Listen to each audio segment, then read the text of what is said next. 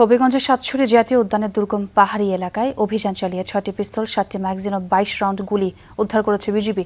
গোপন সংবাদের ভিত্তিতে ভোরে এই অভিযান চালানো হয়। 55 বিজিবি ব্যাটালিয়ন দুপুরের সংবাদ সম্মেলনে জানায়, জঙ্গলের মধ্যে মাটির নিচে লুকানো ছিল অস্ত্র ও গুলি। প্রাথমিক ধারণা, ডাকাতি, সন্ত্রাসী কর্মকাণ্ড সহ বিভিন্ন অপরাধে ব্যবহারের উদ্দেশ্যে এসব মজুদ করেছিল দুষ্কৃতিকারীরা।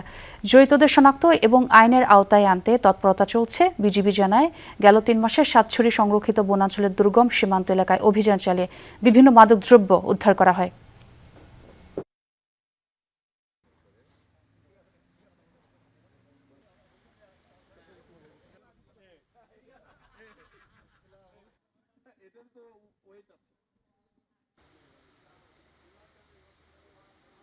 সুনির্দিষ্ট গোয়েন্দা তথ্যের ভিত্তিতে সাতছড়ি রিজার্ভ ফরেস্টের গভীর অরণ্যের ভেতর থেকে আমরা 6টি পিস্তল, 7টি ম্যাগাজিন এবং 22 রাউন্ড বিভিন্ন ধরনের অ্যামুনিশন জব্দ করতে সক্ষম হই।